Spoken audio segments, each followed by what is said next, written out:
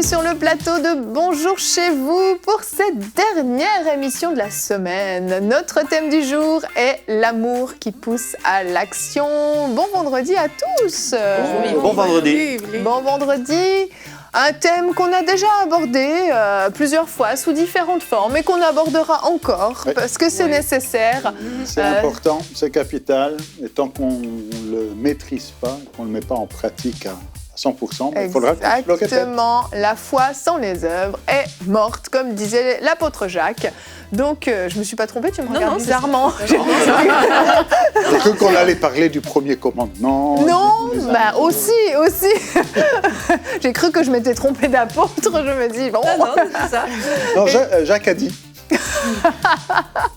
Et donc aujourd'hui, nous allons visionner le témoignage de Christiane dans la rubrique C'est mon histoire dans la deuxième partie de l'émission qui va nous raconter comment elle a répondu à cet appel pour être missionnaire et fonder un organisme missionnaire dans les Caraïbes.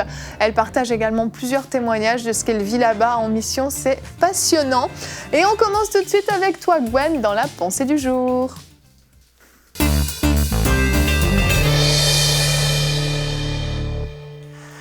Alors, ma chère Yveline, le titre de ma pensée aujourd'hui, l'amour qui nous pousse à agir. T'as vu, j'ai fait vraiment différent du titre de l'émission. C'est génial. Mon action. Et comme on est en fin de semaine, c'est vraiment important de saisir cette émission pour la mettre en pratique pendant toute la fin de semaine. Parce que souvent, on se dit, c'est le week-end, je vais prendre du temps pour moi. Mais non, on va prendre du temps pour les autres, pour aimer en action. Amen. Et la première chose que j'aimerais dire, c'est que l'amour coûte toujours quelque chose, que ce soit du temps, de l'argent et des efforts. Et souvent, on aime avec légèreté et on voit que la parole de Dieu nous incite et nous invite à aimer de façon concrète. Et on peut lire déjà dans 1 Jean 3,16 « Voici comment nous avons connu l'amour. Christ a donné sa vie pour nous aussi. Et nous aussi, nous devons donner notre vie pour les frères et sœurs. Si quelqu'un possède les biens de ce monde, qui possède les biens de ce monde voit son frère dans le besoin et lui ferme son cœur, comment l'amour de Dieu demeure-t-il en lui ?» Je lis n'importe comment, mais bon, vous le relirez, je vous ai donné la référence. « Petits enfants, n'aimons pas en parole et avec le langage, mais en acte et avec vérité. Par là, ça veut dire de cette manière, nous saurons que nous sommes de la vérité et nous rassurerons notre cœur devant lui. » Et donc on voit ce verset qui est très important où il dit que si on ne donne pas, si on n'agit pas en fonction de notre amour devant les gens qu'on dit aimer, si on n'a pas d'actions qui sont attachées à cet amour, c'est qu'on a fermé notre cœur. Et même là, il est question d'un besoin, il est question de finances, il est question d'apporter quelque chose dans la vie de quelqu'un. Si on ne le fait pas, et il dit, c'est que vous avez fermé votre trésor, vous avez fermé votre compte en banque. Non, il dit, vous fermez votre cœur. Donc c'est vraiment important. Et par là, lorsqu'on agit de cette manière, on voit qu'on exerce le véritable amour qui nous pousse à agir. Alléluia! Savez-vous que la réponse de Dieu pour beaucoup de besoins dans le monde ou dans le corps de Christ, c'est notre amour qui passe à l'action. La parole nous donne un ordre, n'aimons pas en parole et avec la langue, mais en acte et avec vérité. C'est un ordre, n'aimons pas en parole seulement. Donc vous tous qui avez du temps, laissez votre amour vous pousser à visiter des personnes âgées, des malades, des personnes qui sont en prison, des veuves, des mères qui élèvent seuls leurs enfants ou des pères. Vous qui avez des finances, laissez votre amour vous pousser à offrir une voiture. Alléluia! Si quelqu'un a besoin d'une voiture, peut-être que vous êtes cette réponse dans sa vie. À faire des courses pour quelqu'un qui est en difficulté, qui a besoin d'aide pour payer une facture, etc. Et il y a tellement de besoins. Manifestez cet amour par des actes. Vous qui avez un savoir-faire. Vous savez, il y a des gens, des fois, ils sont chez eux, et puis ils ont vraiment, ils galèrent avec des situations, avec de la plomberie, avec je ne sais pas quoi. C'est une manifestation d'amour. Donner du temps pour les gens, aller les aider. Moi, honnêtement, j'ai été bénéficiaire de mon beau-frère qui vient toujours m'aider, qui vient manifester cet amour, et je suis béni. Et il est venu m'aider aussi, ton beau-frère. Il est venu aider Aurélie. Alléluia. Mais il est merveilleux, Anthony ce Sandril beau-frère. est merveilleux. C'est le meilleur des beaux-frères. Si vous avez besoin d'aide, écrivez. Écrivez à Anthony Sandril. Matthieu 25, 38 nous dit: quand avons-nous nous vu étrangers? Je lis n'importe quand, tu peux lire, je lis n'importe comment. Où ça? Ici. Quand t'avons-nous vu étrangers et t'avons-nous accueillis? Ou nus et t'avons-nous habillés? Quand t'avons-nous vu malade ou en prison et sommes-nous allés vers toi? Et le roi leur répondra: je vous le dis en vérité, toutes les fois que vous avez fait cela à l'un de ces plus petits de mes frères, c'est à moi que vous l'avez fait. L'amour en action. Viens au secours de mon aide. Anne. Et c'est vraiment une manifestation de ce qu'on est en train de parler. Tout à fait. Mais ce que je voulais dire, c'est qu'on a visionné cette semaine le témoignage du film de Sage Productions, Mère Teresa. Oui. Et on voit ce verset est lu dans l'extrait qu'on a visionné, et on voit que Jésus va dire: quand vous faites des choses, non pas quand vous aimez en pensée, quand vous faites des choses pour les gens, il dit que c'est à lui qu'on le fait.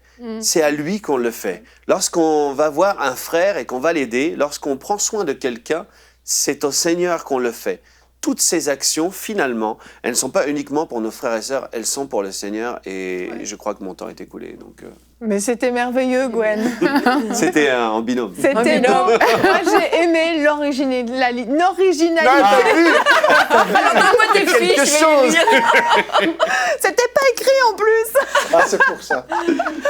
Merci, Gwen. Et c'est vrai, ce que tu dis, tout ce que tu as dit dans ta pensée. Avec Mais Anne. j'aimerais, avec Anne, Nous avons dit. mettre en relief un point que tu as dit, et je te le disais hors antenne, parce que j'aime beaucoup ce point-là dans ta pensée du jour. On se cherche souvent des excuses. Et une des excuses, c'est « j'ai pas de temps ». Et si t'as pas de temps, peut-être que t'as de l'argent. Et si t'as pas d'argent, peut-être que t'as un savoir-faire que tu peux mettre au service des autres. Et on voit en fait qu'il y a de multiples façons d'aider et d'aimer en action. Il faut pas se limiter. Parfois, on est trop restreint dans notre façon de voir les choses. Et c'est ça, on pense qu'il faut être des mères Teresa. Il faut tout quitter, il faut partir à l'autre bout du monde, aller nourrir les orphelins et les estropiés. C'est une façon, certains sont appelés à ça. Mais d'autres sont juste appelés à rendre de temps en temps un service à leurs voisins. Et je vais vous montrer notre verset du jour qui est très classique, que vous connaissez, mais qui est très puissant si on le met en pratique. Galates 5 au verset 14. « Aime ton prochain comme toi-même. » Tout simplement. Il apparaît d'ailleurs dans les évangiles, c'est Jésus qui a donné ce nouveau commandement, ce commandement qui englobe, il le dit, tous les autres commandements.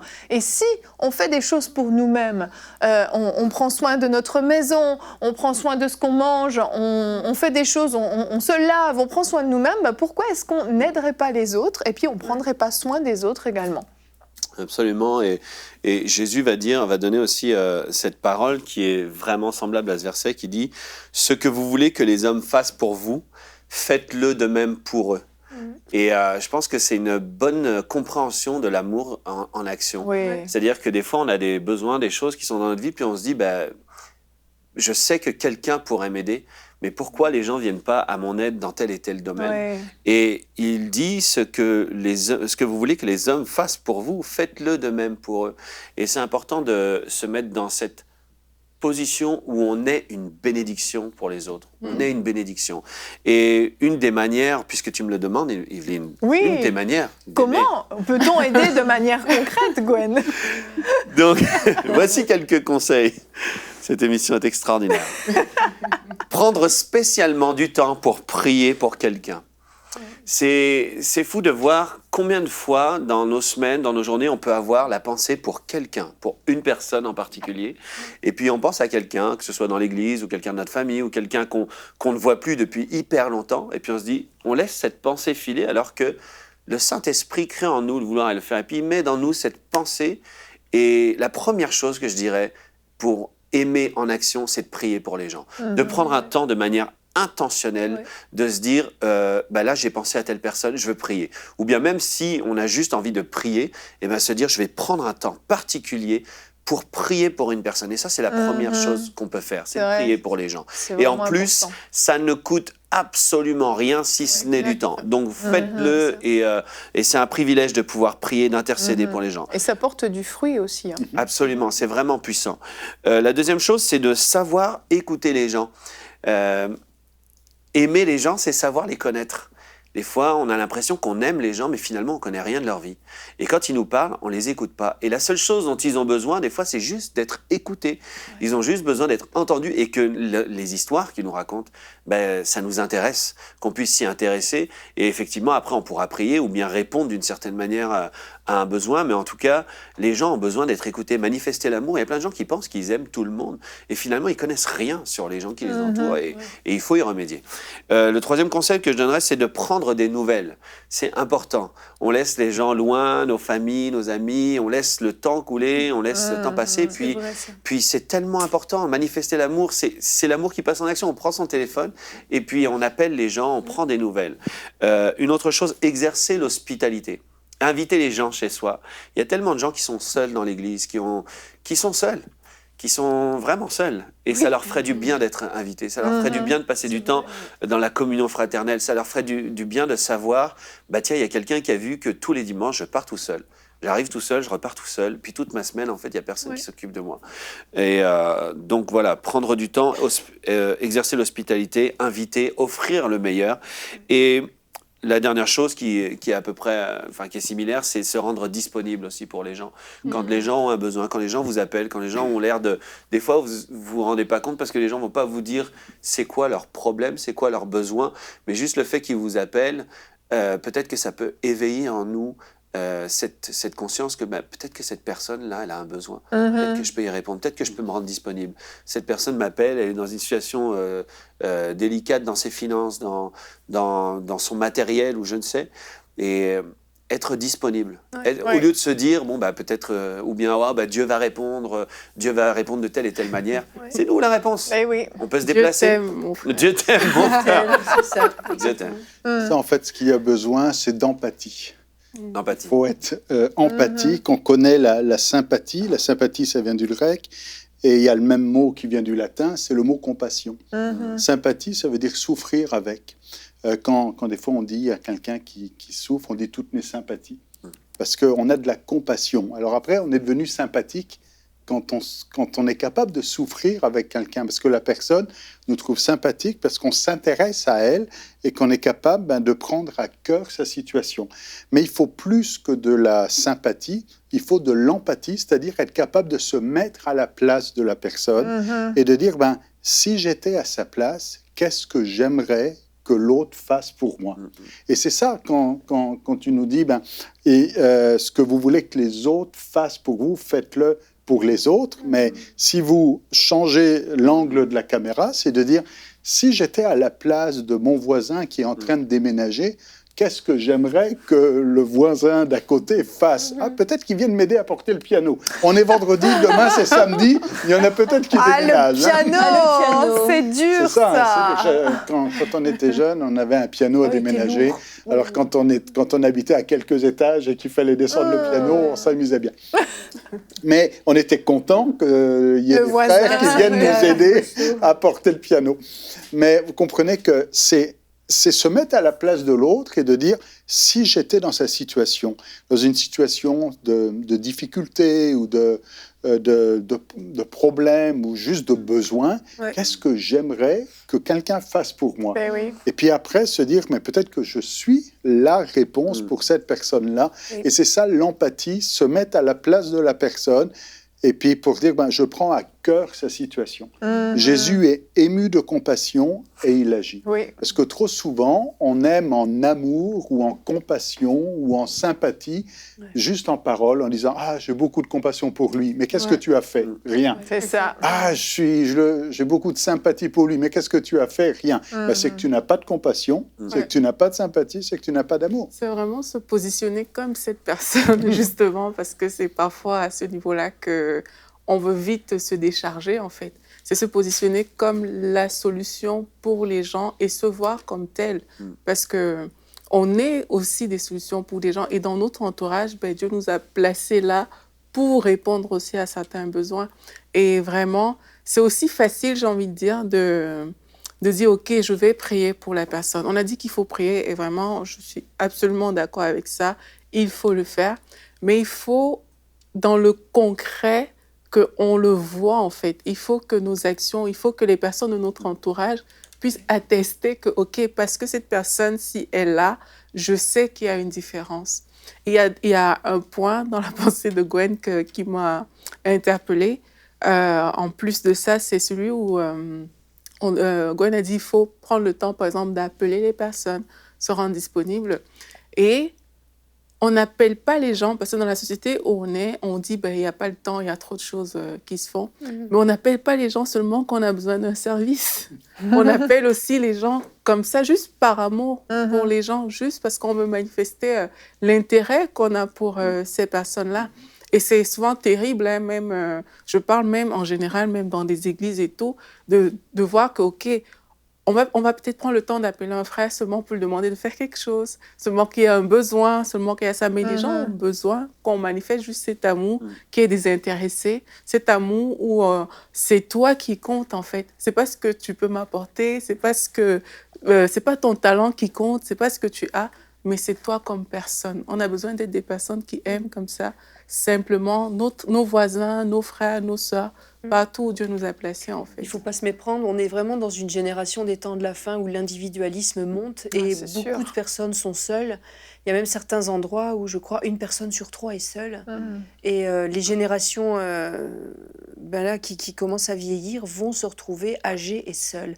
Et il ne faut pas se méprendre, ça va être vraiment le cœur de notre témoignage chrétien. Ça doit l'être, la Bible nous l'enseigne, mais encore plus dans la génération où on est, parce que le tissu familial a éclaté, le tissu des villages, des villes a éclaté, il n'y a plus de solidarité. En tout cas, il y en a encore, mais beaucoup moins que dans le temps, où les gens étaient, comme on dit au Québec, tricotés, serrés.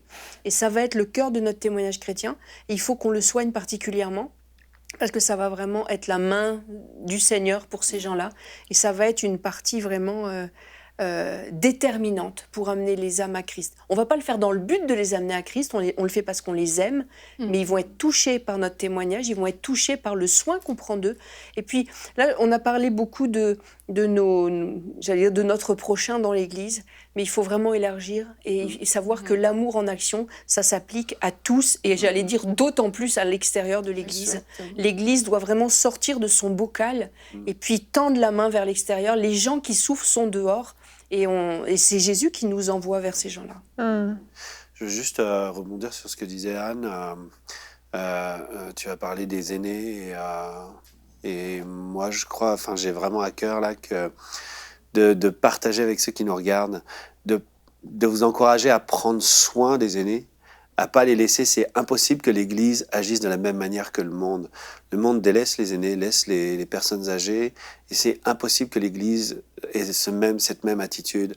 Et il faut continuer à les visiter, continuer à prendre soin, à prier pour eux et à leur partager avec eux qui ont été tant et tant de fois des sources de soutien, de foi, de tout ce qu'on vit de cet héritage. Et c'est important. L'Église souvent est axée sur la jeunesse, sur la génération future, mais la Bible nous dit de vraiment honorer nos aînés, honorer.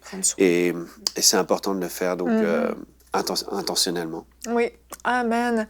Et on va voir maintenant le témoignage de Christiane, voir comment elle aussi, elle a eu à un moment donné un fardeau pour les aînés d'ailleurs dans la mission. Je vous laisse découvrir tout de suite son histoire dans la rubrique « C'est mon histoire ».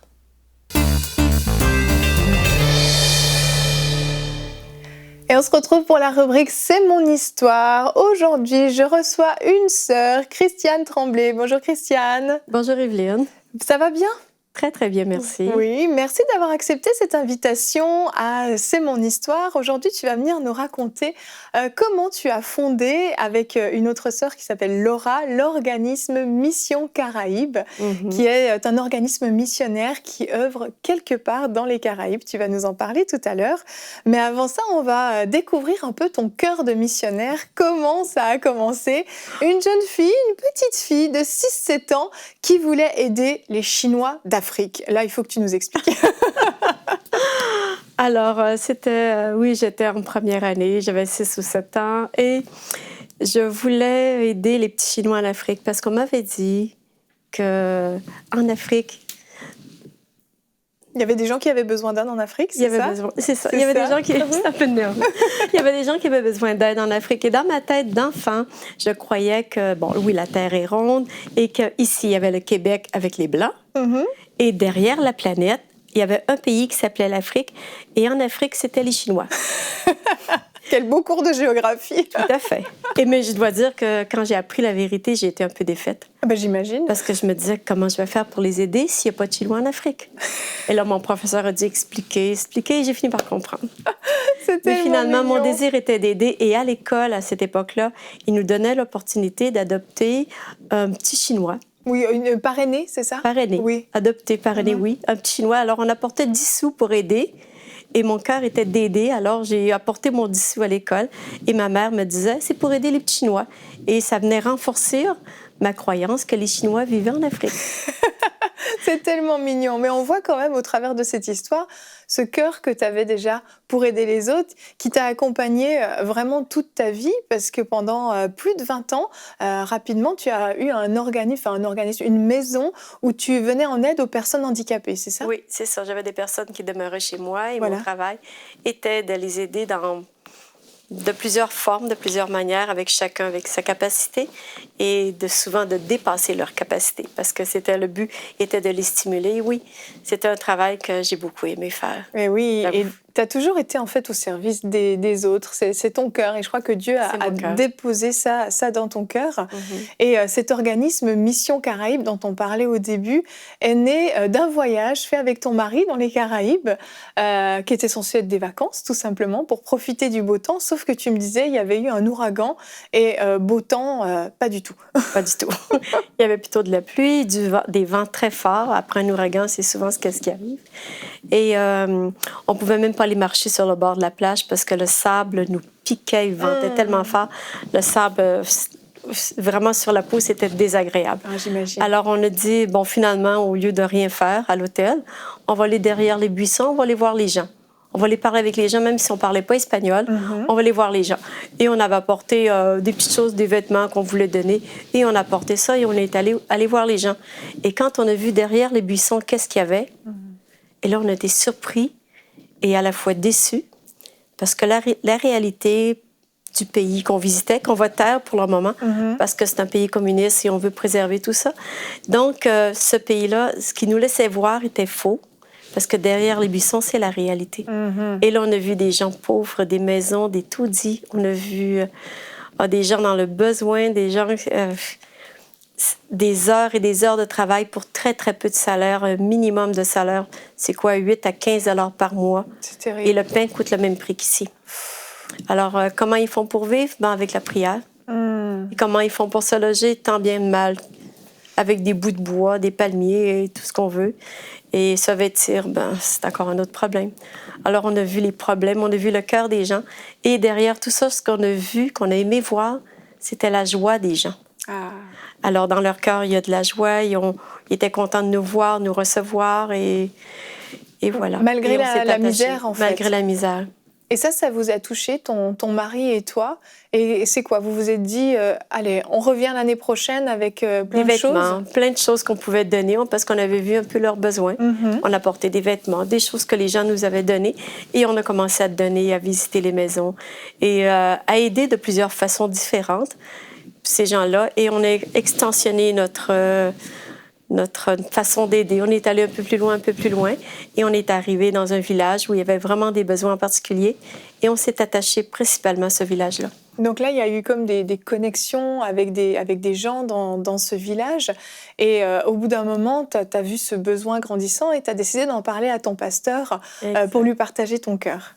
Et c'est ça, on est arrivé lors d'un voyage et j'avais préparé quelques photos sur un PowerPoint. Je l'ai appelé chez moi, il est venu nous visiter, mon mari et moi avec lui, il est venu avec son épouse. Et on lui a partagé notre cœur et on a présenté le petit PowerPoint.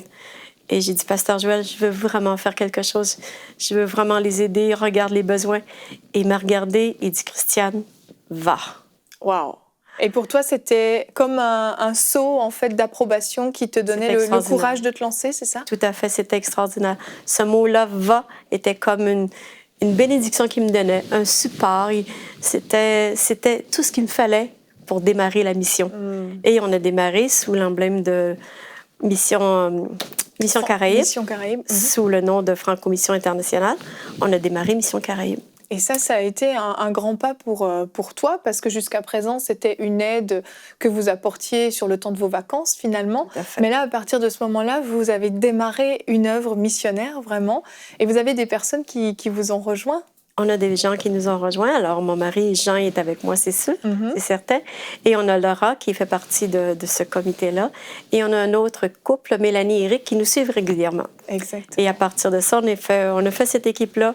Et on voit une photo, je crois, oui. On voit une photo où on est parti. C'est le dernier voyage qu'on a fait en novembre dernier. Alors, la multitude de bagages qu'on a, c'est énorme.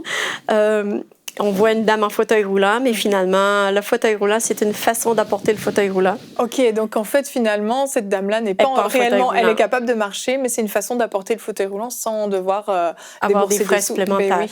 Mais cette fois-là, on a apporté 2 fauteuils roulants qu'une sœur de l'Église, Diane, et je leur remercie encore de tout cœur aujourd'hui. Elle avait l'occasion de nous donner 2 fauteuils roulants. Elle l'a fait avec son grand cœur. Elle a tout nettoyé ça, puis elle a pris une journée entière pour le faire. Et j'apprécie tout cela vraiment.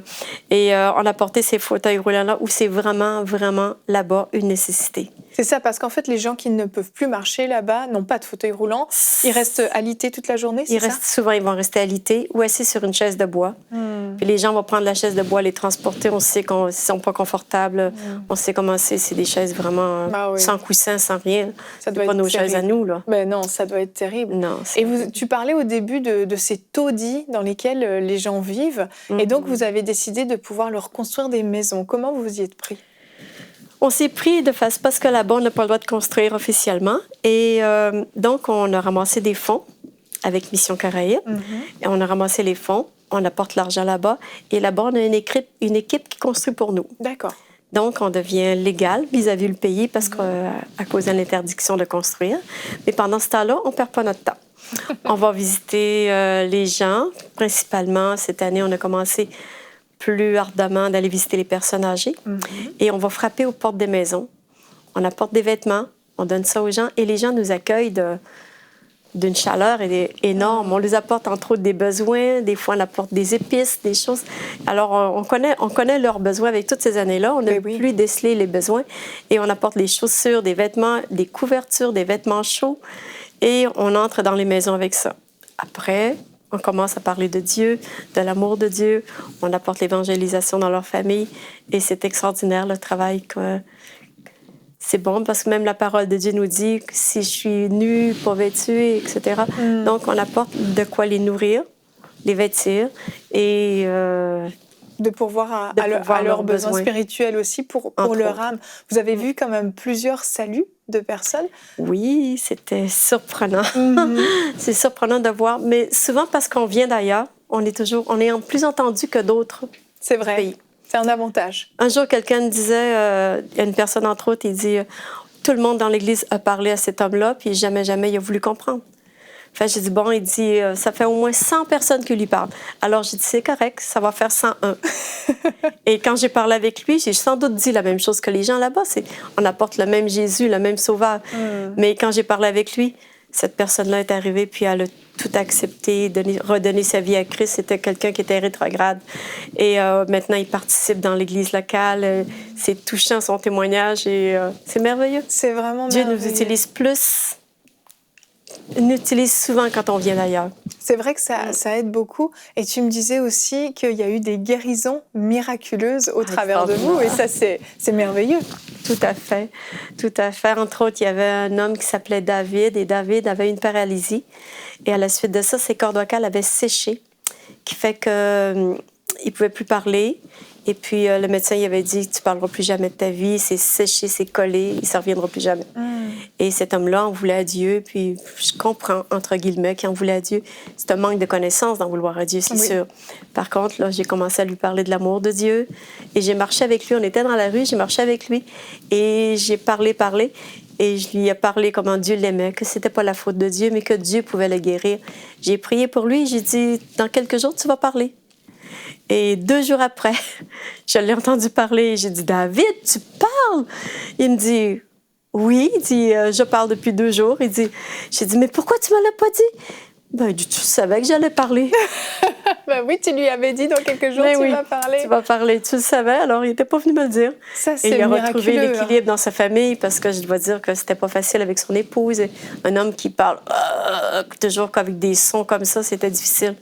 Et vraiment, c'était extraordinaire. Et on a une belle communion avec eux. Il est content de nous voir. C'est merveilleux. Il est revenu à Christ. Wow. C'est des saluts, c'est des âmes qui reviennent. C'est extraordinaire. Et tu me parlais aussi d'une petite fille qui avait des allergies terribles sur tout le corps. Sur tout le corps. Elle avait 9 ans et elle pouvait à peine porter des vêtements parce qu'elle avait une énorme allergie, toutes des cloques partout sur le corps. Et quand je l'ai vue, son père me dit, est-ce que tu peux prier pour elle? J'ai dit oui. Mais je me disais, Dieu, comment tu vas faire ça? C'est énorme. Et l'enfant souffrait. Et j'ai posé ma main sur sa tête et j'ai prié pour elle parce que le médecin avait dit, on était le jeudi, le médecin lui a dit, vendredi, tu entres à l'hôpital. Et la petite fille, elle disait, je ne vais pas y aller parce qu'on sait que les hôpitaux là-bas, c'est pas extraordinaire. Et j'ai dit, tu n'iras pas à l'hôpital. Et après, je me suis dit, qu'est-ce que je viens de dire là? Tu n'iras pas à l'hôpital. Elle dit, oui. Faut être dans la foi, là. Ah oui. Et j'ai prié. Et le dimanche suivant, je suis à l'église et l'homme vient me voir avec une petite fille. Je le salue. Et après, il dit, tu ne la reconnais pas? Et quand je l'ai regardée de nouveau, j'ai dit, oh, wow! Et sa peau était impeccable, parfaite. Il m'a dit qu'il l'avait couchée le soir à 9h et elle était encore remplie de cloques. Et à minuit, il est allé la voir et tout était disparu. Wow. Et je me suis souvenue de mes paroles que j'y avais dit, vendredi, tu n'auras plus rien. Et vendredi, c'était à minuit, C'était à minuit.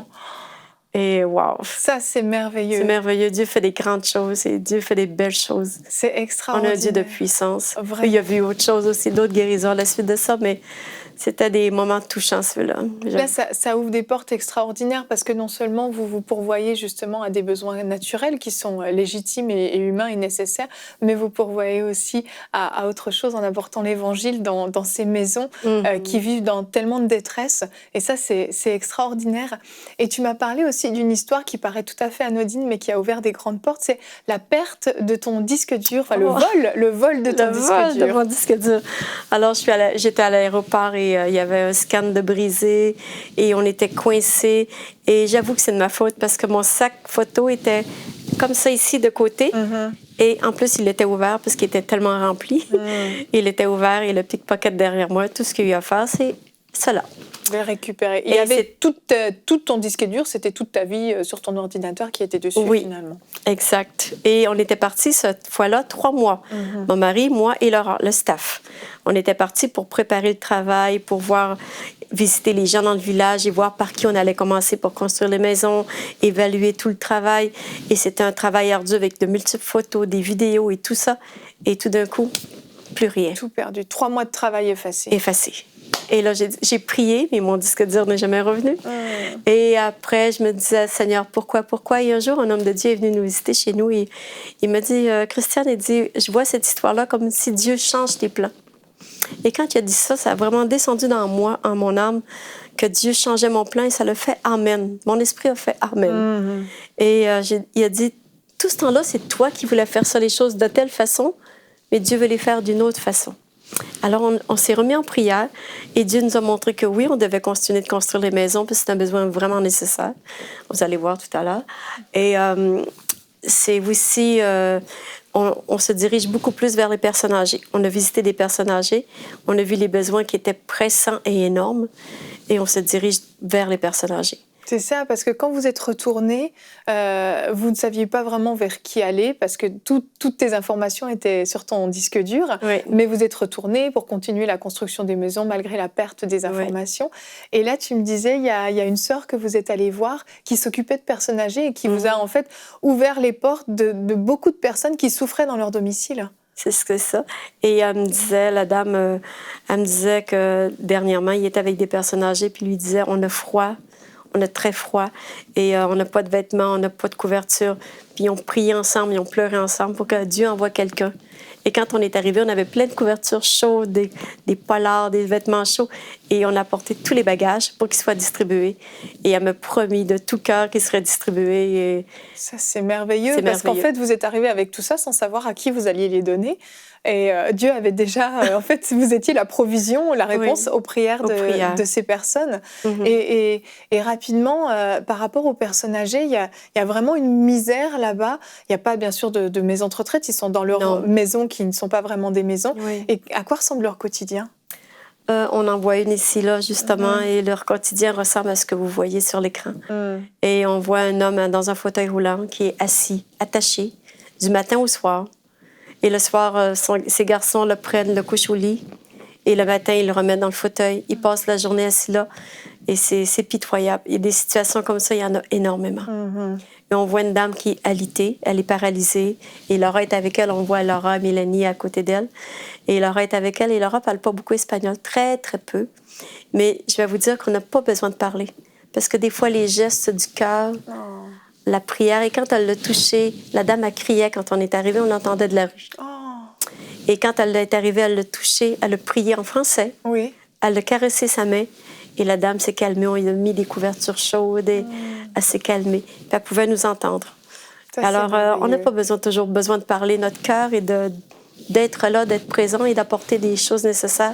Et la prière, elle a une grande efficacité. Amen. Dieu fait les choses d'une façon. Et de toute façon, on se fait toujours accompagner.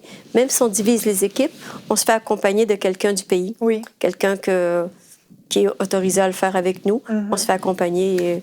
C'est ça, vous n'êtes jamais seul non plus, donc en cas de besoin... On peut aller seul, mais ceux qui ne parlent pas espagnol vont aller avec quelqu'un du pays. Tu parles de parler espagnol, mais toi, justement, tu as dû apprendre. Tu connaissais pratiquement rien à l'espagnol quand tu es partie là-bas les premières fois. Tu as complètement appris la langue pour y aller. Là-bas, oui. J'ai appris là-bas et j'apprends encore. Je fais encore des erreurs, mais j'apprends encore, mais on me comprend très bien ce qu'on m'a dit. Alors, vraiment, vous faites une œuvre formidable et puis c'est juste un début. Je pense que ça va aller encore plus loin. Et s'il y a des personnes qui nous écoutent, vous aimeriez pouvoir soutenir Mission Caraïbes, vous pouvez aller sur le site francomissiontoutattaché.com et qui est le bras missionnaire de l'Église de la Victoire. Et il y a 2 organismes, il y a l'Orphelinat Malaïka dont on avait déjà parlé ici et Mission Caraïbes avec un travail vraiment formidable auprès de ces gens qui sont dans le besoin. Et vraiment, je veux saluer votre travail à toute l'équipe. Vous faites un très bon travail, que Dieu vous fortifie dans tout ce que vous avez à accomplir. Et merci infiniment, Christiane, d'être venue nous partager son témoignage. Avec plaisir, ça m'a fait vraiment plaisir. J'ai personnellement été très édifiée par son témoignage et j'espère que c'est votre cas. C'est inspirant de voir des personnes qui sont capables de mettre leur vie entre parenthèses pour les autres, en fait, pour s'occuper des autres, pour prendre soin de ceux qui sont dans le besoin. Et puis, comme on l'a dit en début d'émission, on n'est pas forcément obligé de tout quitter. Mais Christiane me disait quelque chose avant son témoignage. Elle me disait que quelqu'un lui a dit un jour « Tu ne peux pas tout faire ». Puis c'est vrai, on ne peut pas tout faire. Mais elle lui a répondu « Non, mais je vais faire tout ce que je peux ». Et je voulais vous citer cette petite phrase qu'elle m'a dite parce que je l'ai trouvée très belle et je nous encourage, nous tous, vous tous qui nous regardez, à faire tout ce que vous pouvez. Donc on ne peut pas tout faire, mais si on s'y met tous ensemble, on va être capable de faire beaucoup de choses. Donc que chacun d'entre nous fasse ce qu'il peut, ce qu'il a sur le cœur. Et je pense que pendant cette émission, vous avez eu des bonnes pistes de choses que vous pouvez faire, que ce soit dans la prière, que ce soit dans les actions concrètes, que ce soit simplement dans l'affection, dans l'amour que vous témoignez aux gens, juste en leur faisant voir que vous les avez vus, que vous les connaissez, que vous vous souciez d'eux. Simplement ça, dans notre société, c'est de plus en plus rare. Donc, je vous encourage pendant ce week-end à aider peut-être votre voisin à déménager son piano. Ça, je ne sais pas. Si vous êtes fort et musclé, vous pouvez. Mais pourquoi pas cuisiner un petit plat? Pourquoi pas rendre un petit service? Il y a beaucoup de choses qui peuvent être faites pour que l'amour soit manifesté en action. Donc, je vous remercie de nous avoir suivis. Je vous souhaite à tous un très bon week-end dans l'action pour l'amour du Seigneur. Et on se retrouve la semaine prochaine pour de nouvelles émissions de Bonjour chez vous.